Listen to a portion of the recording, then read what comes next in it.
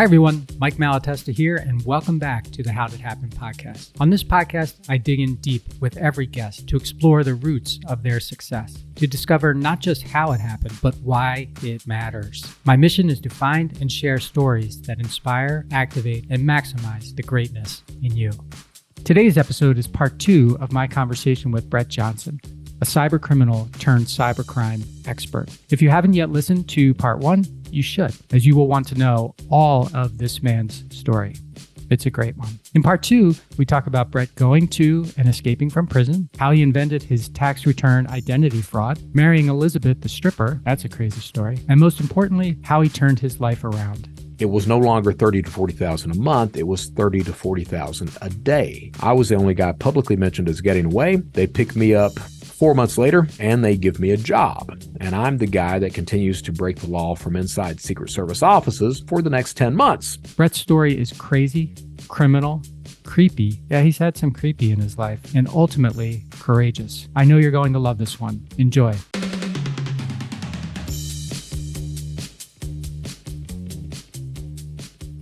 It seems like it's escalating. You've got Shadow Crew working. It's a coordinated effort. You can pretty much get into all kinds of things. You know who to recruit. You know how to maximize. You know how to social engineer. You know how to do all the things that you're doing. And it starts to, if I remember from when I heard you before, it starts to really start bringing in some big money, like from it does. The ATMs. I remember something that had to do with ATMs, and I don't know if it was what you just described, or was it something different? Something different.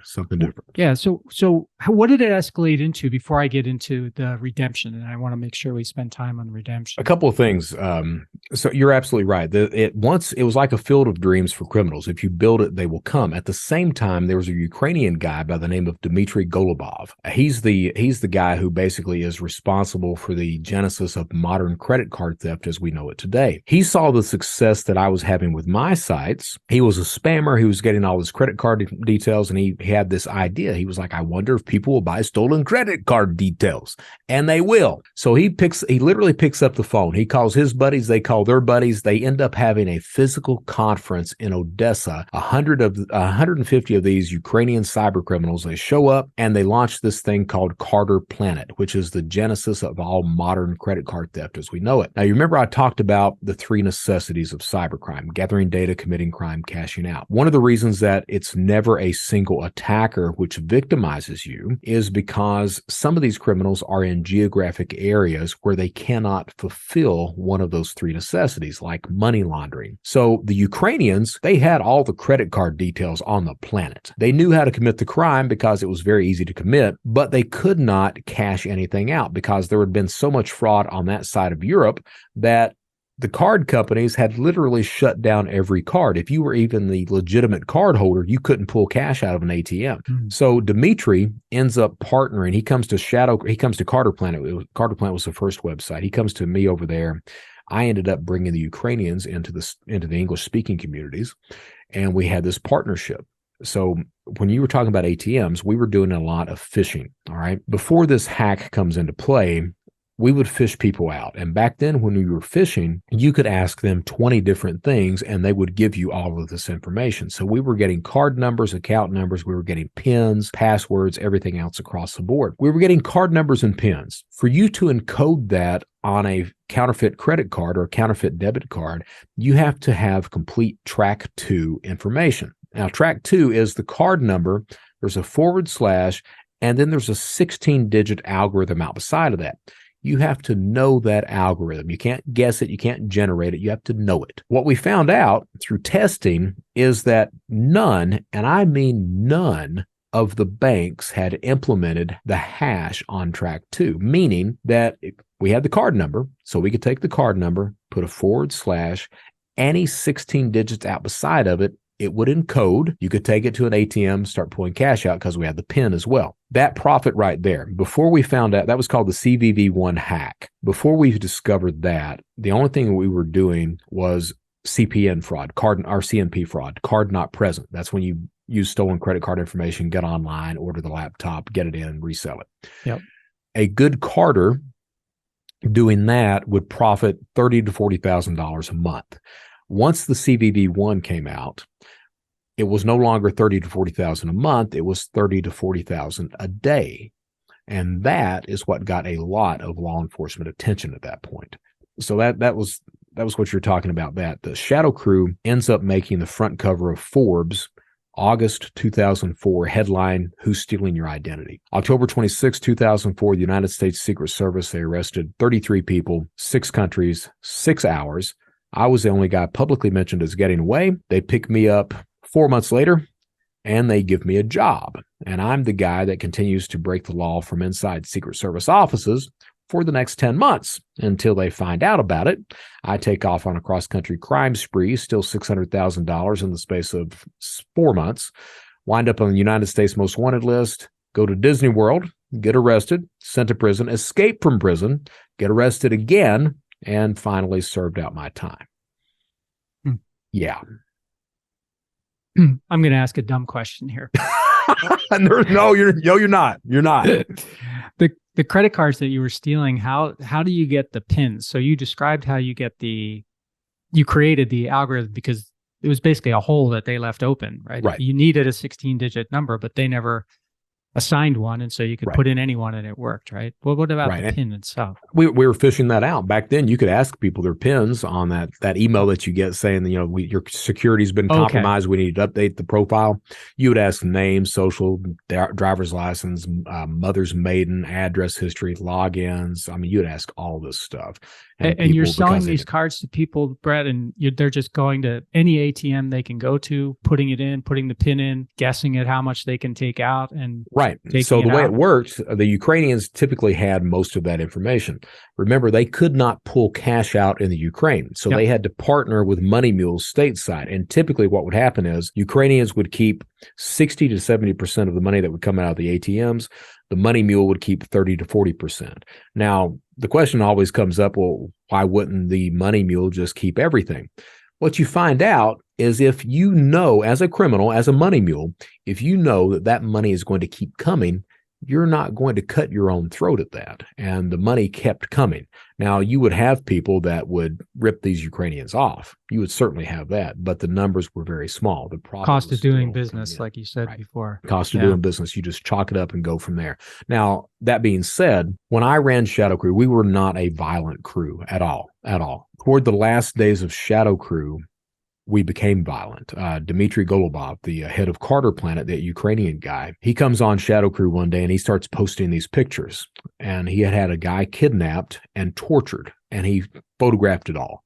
And the guy had ripped him off. And he sent the message, hey, don't ever rip me off again. So that's where we started to see violence coming in. These days, on these forums and marketplaces, violence is absolutely inherent. You've got drugs that are involved in there. You've got people know that some of these guys that are being convicted serve life sentences. So what would you do in order to not serve life in prison? Yeah, you might commit some violence. So violence is absolutely inherent in cybercrime systems these days. And are cartels using these kinds of systems now to sell drugs? Oh, yeah. Yeah, you've got the cartels, you've got all types of organized criminal environments or organizations in there.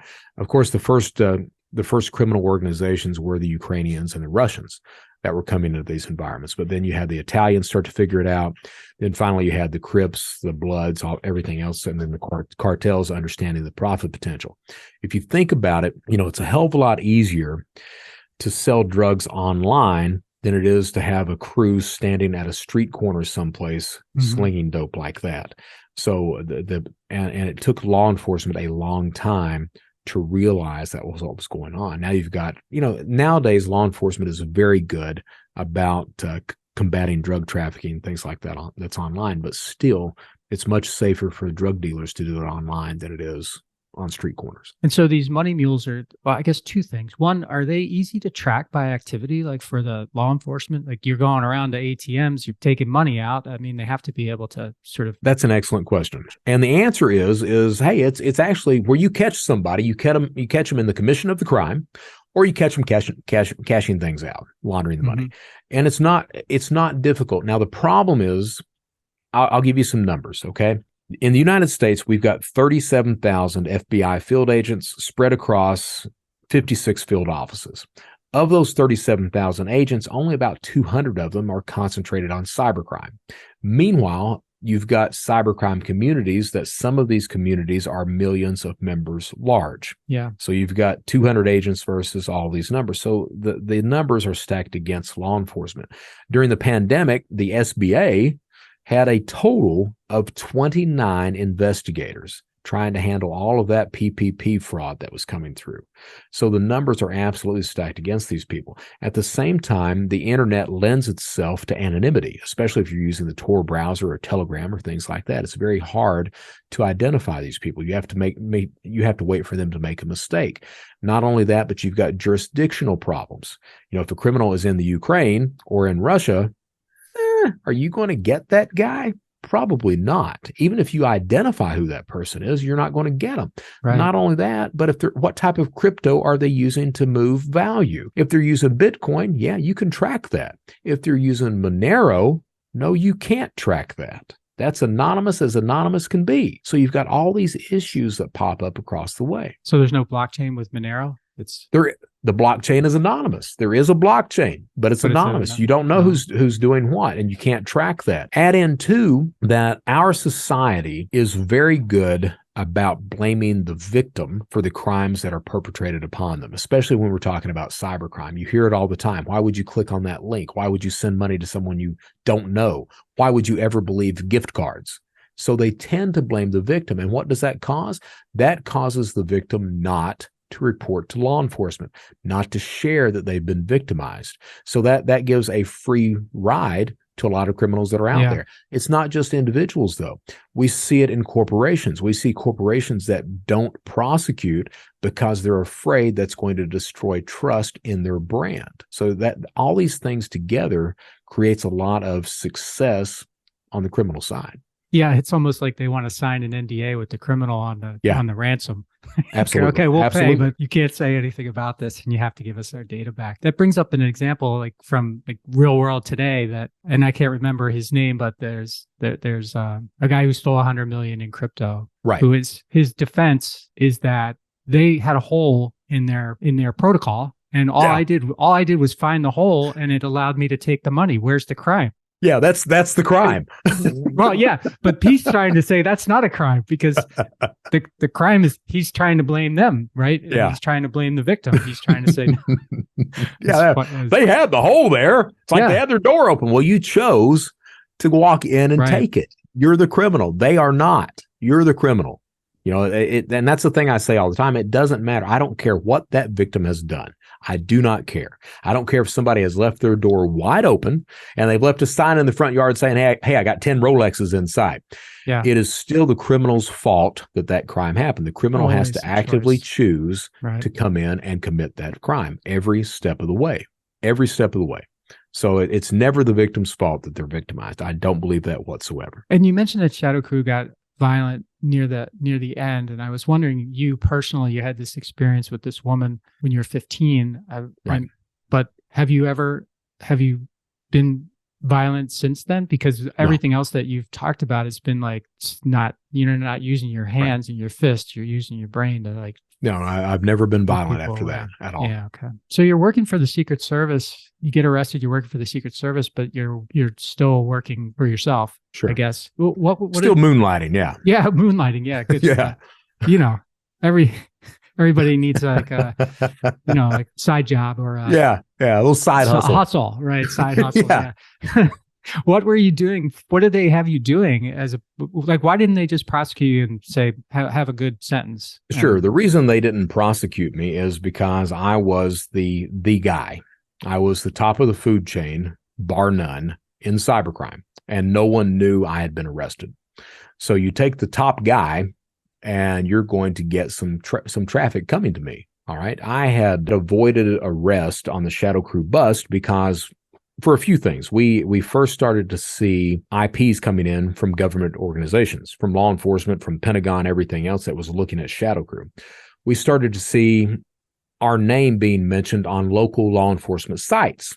Not only that, but we had a member who had intercepted text messages from the United States Secret Service talking about investigating us. I was the guy that was the head of that, And I got worried about RICO. I was like, man, I'm going to be looked at for racketeering. Every crime that everybody's being committed, that's being committed is going to come on my head. Tony Soprano's biggest fear. That was my worry. And RICO protocol. Yeah. At about the same time, I'm also the guy that created this. I've got a whole list of first when cybercrime pops up. But one of my crimes that I invented was this thing called tax return identity theft. So the reason everyone's tax return is delayed every single year is the SOB that's talking to you right now. I'm the guy that created that. I was stealing $160K a week 10 months out of the year. So I had money coming in. I'm worried about Shadow Crew getting popped. So I retire. And that's what kept me from being arrested when Shadow Crew gets popped. We didn't know. My forum techie was a guy named Albert Gonzalez. Albert was involved in the CBV1 hack. So we didn't know that one day he's in New Jersey, broad daylight, standing at an ATM for 40 minutes, pulling cash out. He's got a stack of white counterfeit cards. Okay. He's putting one card in, pulling $20 bills out, stuffing it in a backpack. All right, broad daylight. Meanwhile, it just so happens across the street, 2 New Jersey cops are sitting there and they start watching this kid for 40 minutes until finally one cop looks at the other. Let me go see what this guy is doing.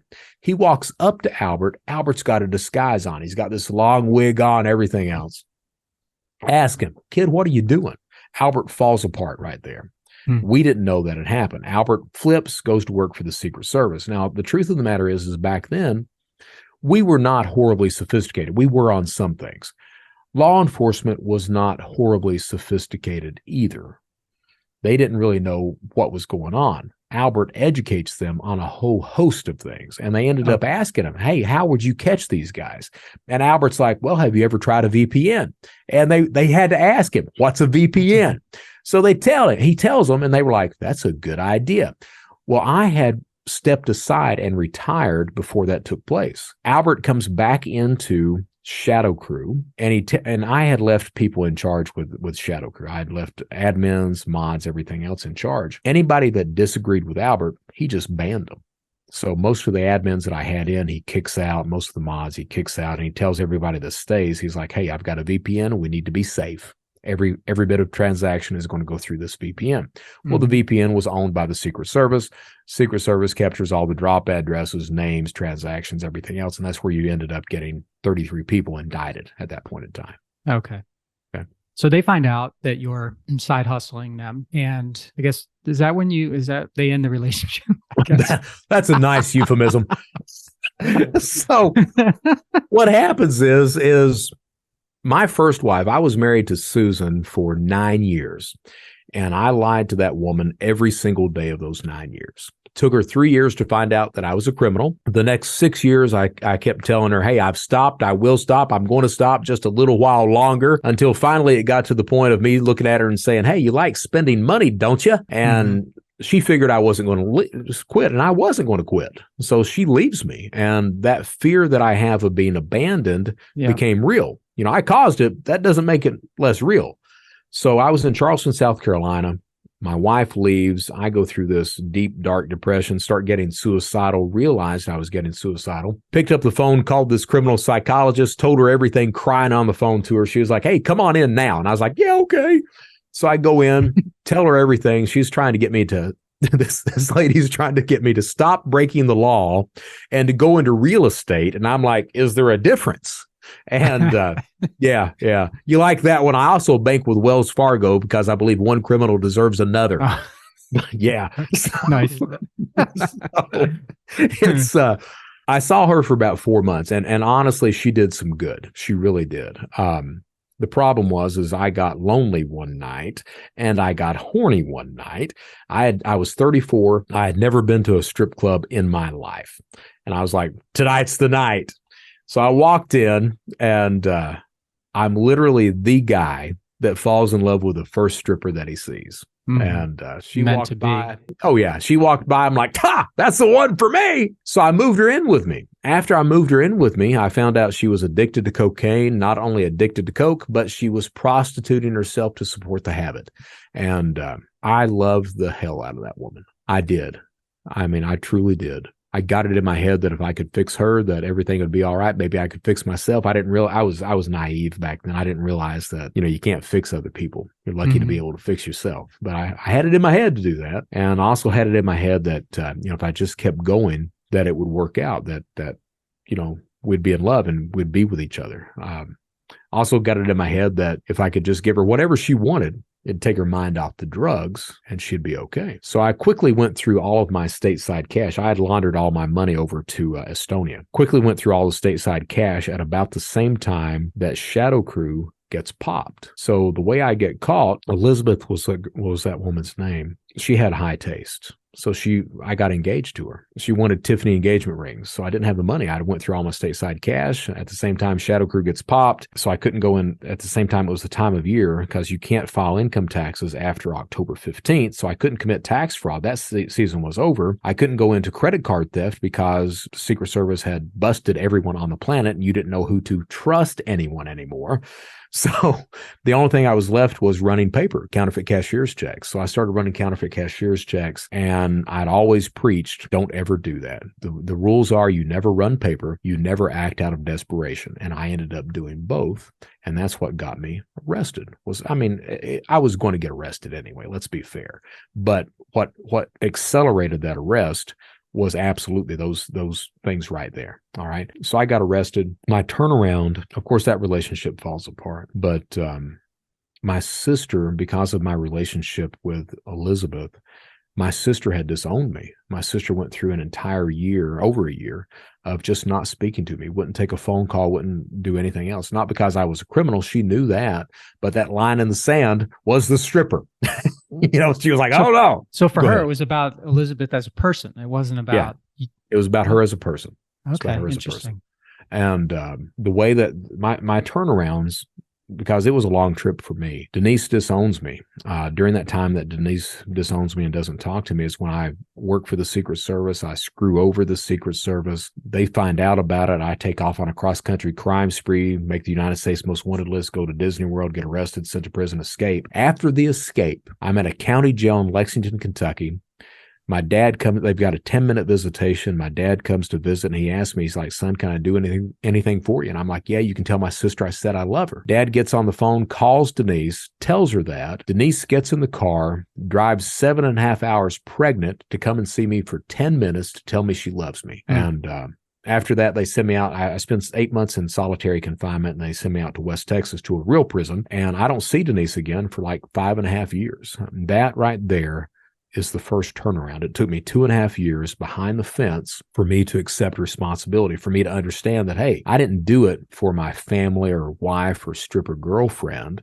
I did it because I chose to do it. I'm the person that put me in prison. Nobody else did. So that's the first turnaround. The second turnaround, I got out in 2011. Had no taste of breaking the law whatsoever. Couldn't get a job. They had me on 3 years probation. Could not get a job. I had job offers from Deloitte, from KnowBe4, from a couple of payment processors. No, you can't take those. Got to where I was trying to apply for fast food. No, that's a computer and you're not allowed to touch a computer. Okay, what about a waiter's position? That's a computer and credit cards, idiot. So I couldn't get a job. I was bumming money from my dad and my sister. I was on food stamps so I could eat. I had a roommate that was taking care of half the rent for me. And they tell you when you leave prison, if you find a job and find something you care about, you probably won't recidivate. Well, what I had that I cared about, I couldn't get a job, but I had this cat. And I had the money to feed my cat and didn't have enough money to buy toilet paper. So I went to the dollar store, bought the cat some food. On the way out, they had this kiosk there that had toilet paper. And that was the first crime I committed when I got out, was shoplifting toilet paper. Right back to your roots at the Kmart. Yeah. It's kind of weird, right? But, yeah. I got to say, I'm blessed that happened.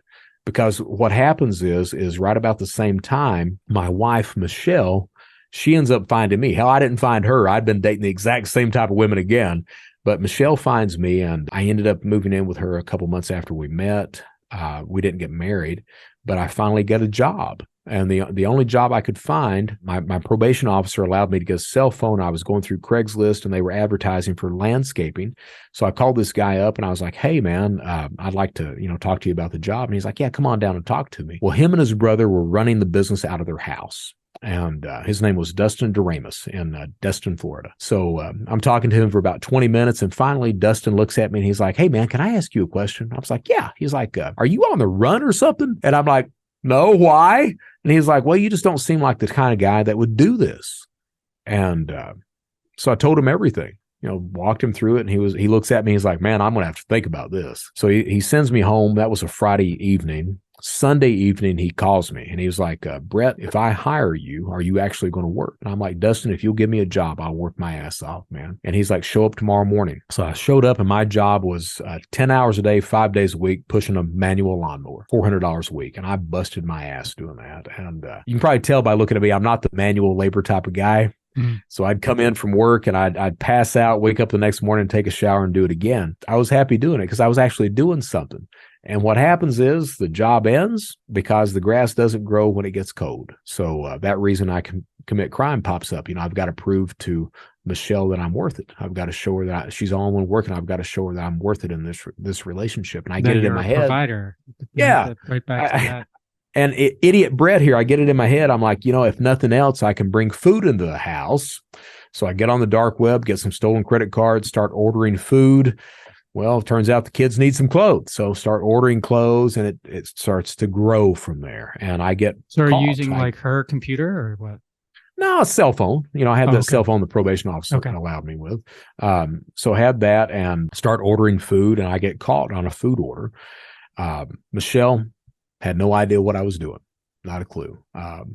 Probation office had no idea what I was doing either. The only people at my sentencing for that was Michelle, probation, prosecutor, U.S. Marshals, and the judge. My probation officer, he stands up and he's like, "We think this is a one-time thing. We think he's an okay guy." Prosecutor says the same thing. Michelle stands up. I'm crying by this point. Michelle stands up and she tells the judge that I'm a better dad to her kids than their father is. Judge gives me a year. Probation officer stands up and he's like, "Your Honor, if you can give Mr. Johnson a year and a day, he can get the good time and he get back to his family sooner." The judge amends his sentence. I go back to Texas in prison for 10 months. And that's when I find out that Michelle didn't need me for the things that I could give her. She just wanted me for me. And I had never really had that. I'd had it with my sister, but I never had it with, in a romantic relationship. I served my 10 months, get out. They kill probation so I can touch a computer. We get married. They kill my probation, and I can't get a job still because who's going to hire the guy that steals everything? Mm-hmm. And the thing is I know what my triggers are. Even right now, I know what it takes for me to go back and to commit crime. Back then, I knew that, hey, I'll do so much. I'll go so far until I ramp up and start doing it again. So I looked at Michelle and I was like, let me see what I can do. Reached out. I signed on to LinkedIn and started to reach out to people. And one of the people that I reached out to was this FBI super cop by the name of Keith Malarski. And he was involved with a lot of the arrests of people that I knew. And I sent him a message. I was like, hey, respect every single thing you've done. No hard feelings. By the way, I'd like to be legal. And this agent responded to me within 2 hours, took me in under his wing, gave me references, gave me advice. He's retired now, but you know what? He still does that to this day. And that was all three of those things. My sister, my wife, the FBI. Those are those three big turnarounds. And what happens is at the same time, I make the decision, the choice. Because we said it's all about choices. I make the choice to start doing the right thing. And since that point, I've led a very blessed life. I had the head of the Identity Theft Resource Council, Neil O'Farrell. He takes me in under his wing. A woman by the name of Carice Hendricks, she gives me my first paid speaking job. Microsoft hears about that, and they come in and they hire me as a consultant. AARP hires me as an ambassador. Today, I lead a very blessed life that I don't really think I deserve, but I'm very grateful to have. And I take my job very seriously about protecting people from the type of person that I used to be. I speak across the planet. I consult. I worked last year with Arcos Labs. They made me the first chief criminal officer on the planet. But I work hard. I mean, I make good money, but I also do a lot of free stuff because I really do. I don't want to be remembered as the guy who stole everything. I want to be remembered as the guy who was able to turn this shit around. So I take it very seriously about trying to protect businesses and people from that type of person that I used to be. Well, congratulations on that, by the way. But as you were talking your way through that, I kept thinking to myself, the word addict kept coming into my mind. Oh, yeah. I was wondering do you draw a connection between, like an addict might say, two things. You take the drug, you get a dopamine, you get some type of good brain chemical thing, right? Mm-hmm. And so it makes you want to do it again and do it Sure. again and do it again. You said it was all about the cash, but it seems like it was about something else too, like Yeah. there's other stuff going on there. But do you see those things as being equivalent? And just like you can, an addict can get clean, a criminal can get, no longer be a criminal, but you have to understand, you mentioned triggers, but you have to understand what environments, people, opportunities, whatever gets you into a place where you become vulnerable, I guess, again, to it. Maybe, I don't know if that's the right way to put it or. No, I think it is. I think that's very perceptive for you to realize that, I say cash, but it's a lot deeper than cash. It is. You've got ego that's in play, but you've also got this whole backstory. That's the reason I tell it, is so that, while I say cash, I think it's important that people realize that it's the things that I could do with cash. All right. Yeah. Cash is just the means to the end. The end is finding that love. I did an interview yesterday with these professors where they asked me a question: do you have friends? I don't. My best friend is my wife. All right. I don't have what people would consider friends because of it's hard for me to trust people. It's hard for me to open up to people. I'm an introvert, and I fight being an introvert by being this extrovert. You use the word addiction, and it is absolutely an addiction. It is absolutely, and I view it as that. I don't say, I'm asked by a lot of press and everything, would I ever do this again? And I'm hesitant to say no, because I view this as an addiction. I think if I say, no, I'll never do it again, that opens up, that means that there's a blind spot there. That opens up an area where I have to worry about things. So what I say is that, I've not done it. And the longer I go without doing it, the more chances I have of not doing that. But I will never say that I would not. I would say that, and it's like I hesitate to say that I'm a good guy. I say that I'm becoming a better person. All right. I just, I don't, I really do view it as, and I've been to AA. I told a lie to get the drug treatment program in prison because it gave me time off. And that was the best lie that I ever told. It was, turns out it was not drug rehab. It was 9 months of CBT, cognitive behavioral therapy, where they teach you that your thoughts determine your feelings determine your actions. And if you change the thought process, by God, your actions will change at the end of the day. And I'm a true advocate of that. I believe that bar none. All right. So I take that seriously. When you use the word addiction, I think you're absolutely right. An addiction doesn't have to be to drugs or gambling or anything like that. It can be to a person. It can be to crime. It can be anything else like that. I think there's a lot of truth that cybercrime especially can be very addictive. You don't have to see the consequences of your actions. You don't have to see the damage that you're doing to your victim. Where if I were to victimize someone in person, I see the consequences. I see the harm that I'm causing. But cybercrime is such that, you've got the ego that's there. You've got these communities that help boost the ego, where you have this completely different identity and everyone kind of looks up to you, especially if you're at the top of the food chain. Everyone relies on you. You become a god in that environment. So it boosts your ego. It's very addictive like that. It's almost a game in a lot of circumstances. So you've got all these things in play that I do believe makes it an addiction. It's very hard to overcome that. You don't see very many people that stop their life of crime to begin with, and you see even less people that stop those online criminal activities. It's funny you mentioned that you're introverted and you have to sort of force yourself to be extroverted, because I was been following your social media posts since you and I first talked on the phone. Yes, sir. And you've got a lot of opinions. So you weigh in frequently about a lot a whole of stuff. Range of things. Yeah. Which is not something I expect. And, I wouldn't expect most introverts to do. So is that a way that you sort of tell me about that? I do. I'm the guy that I do have a lot of opinions, and I could easily, I don't like to leave the house a lot. When I go on conferences, I'll go down and I'll give my speech and I'll hang around and answer the questions and everything. But as far as, having dinner and networking with people and hanging out like that, I'm like, I go back to my hotel room. When I've had my wife travel with me and things like that, she'll go out. Like if I'm going to a new place, I typically just stay in the hotel. she'll go out and investigate the city and everything like that. And I'm the guy that's like, just give me my little Steam Deck or Nintendo Switch. And I'm happy for a while. I do comment a lot on social media. Mm-hmm. And the reason for that is I have always been the guy that says the shit that needs to be said. I'm this perpetual outsider. If something needs to be called out, I'll call it out.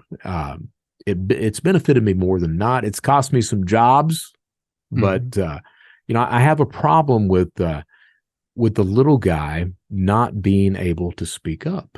Like I talk a lot on LinkedIn about Zelle fraud, and I've been told time and time again, hey, none of these banks are ever going to hire you because you keep hammering them. You keep talking about this is not the right thing to do. And my thing is everyone knows that the banks could implement proper security, but they're not. Why isn't anyone else calling this out? And the reason is because they're scared of losing a client, a contract, a job, a friend, something like that. And I'm like, no, guys, you got to just tell it like it is.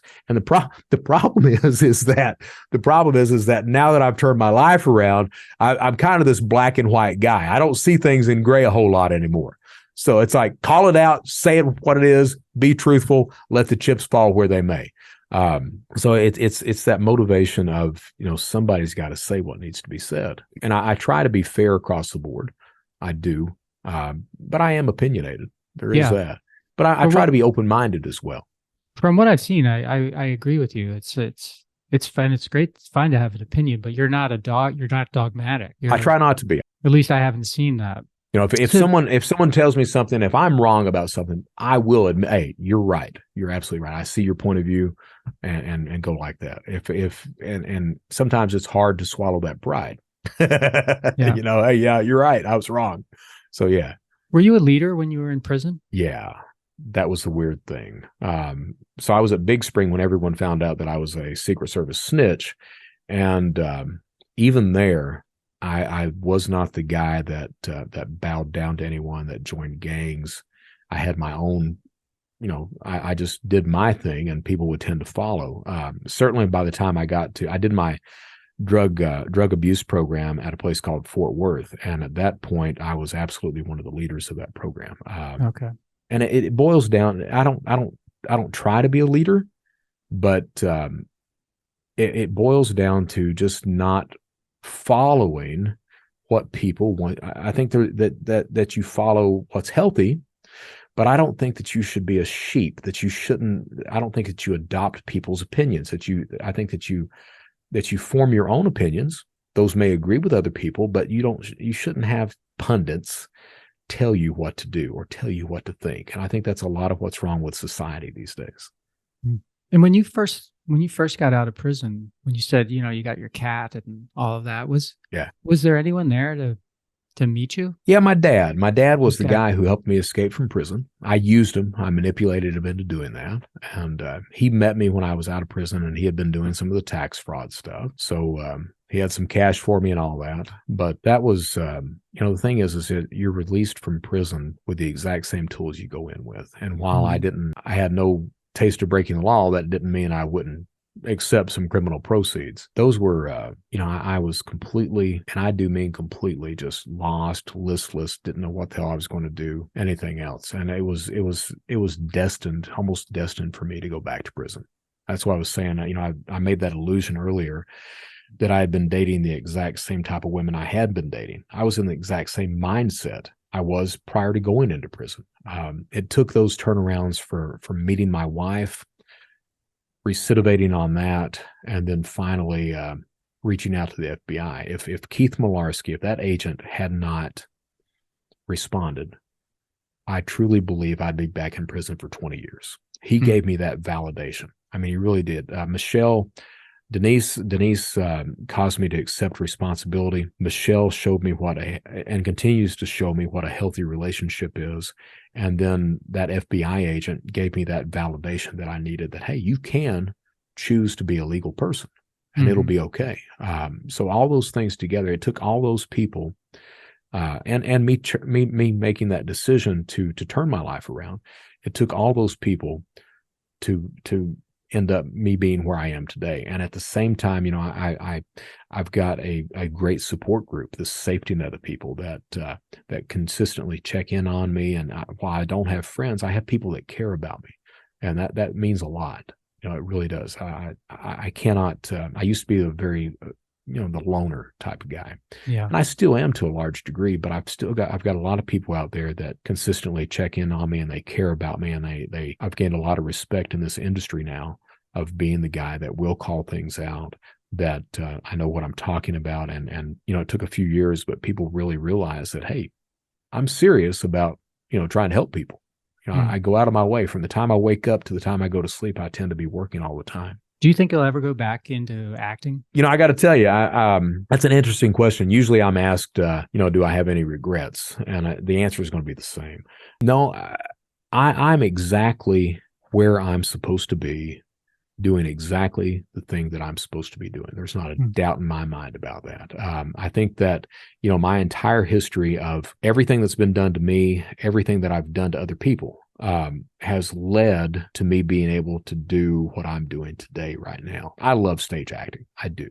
But I'm able to get on stage now and not only have fun on stage, but also be truthful on stage to me and other people. And there's this whole growth thing, not just with me, but, the people that I talk to, that it resonates. And that's much more effective than going by somebody's script in a play or something like that. Yeah. You're the character, and it's your script.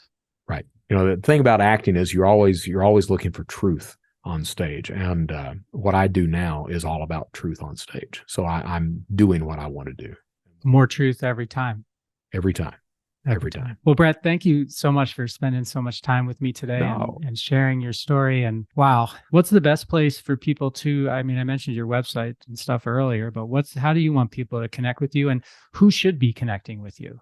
Hey, the thing is that, I talk a lot about cybercrime, identity theft, cybersecurity. I do that. That's my lane. But my other lane is this journey that I've got about trying to become a better person. So I talk a lot about that in my shows as well. So you can contact me on LinkedIn. You can reach out on my website, www.anglerfish.com. You can find me at The Brett Johnson Show. I'm on Spotify. I'm on iTunes, some of these other podcast platforms as well. I will tell you this, if you reach out to me, you can find me on Twitter too. If you reach out to me, I'm going to connect back with you. If you ask me a question, you may have to chase me down a little bit, but I promise you, I will respond. I just believe if someone takes the time out to connect with me and ask me a question, I believe that not responding and not following you guys back, I don't think that that's the proper thing to do. I think that it just shows mutual respect for me to, if you're going to take the time to listen to me and engage, and you ask a question, I'm going to answer you back. You may have to chase me down because I tend to be a little busy sometimes, but I will get back with you. All right. So if you've got any problems or anything like that, if you've got a question, please do reach out to me. I take that stuff seriously. And we're living proof of that, because I reached out and you reached out right away in a very unique way. So Brett Johnson, thank you so much for being on the show. Thank you for bringing me on. I appreciate it. Hey, everybody. Thanks for listening to the show. And before you go, I just have 3 requests for you. 1, if you like what I'm doing, please consider subscribing or following the podcast on whatever podcast platform you prefer. If you're really into it, leave me a review, write something nice about me, give me 5 stars or whatever you feel is most appropriate. Number 2, I've got a book. It's called Ownershift: How Getting Selfish Got Me Unstuck. It's an Amazon bestseller. And I'd love for you to read it or listen to it on Audible or wherever else, Barnes & Noble, Amazon. You can get it everywhere. If you're looking for inspiration that will help you unlock your greatness and potential, order or download it today so that you can have your very own copy. And if you get it, please let me know what you think. Number 3, my newsletter. I do a newsletter every Thursday, and I talk about things that are interesting to me, or I give more information about the podcast and the podcast guests that I've had and the experiences that I've had with them. You can sign up for the podcast today at my website, which is my name, MikeMalatesta.com. You do that right now, put in your email address, and you'll get the very next issue. The newsletter is short, thoughtful, and designed to inspire, activate, and maximize the greatness in you.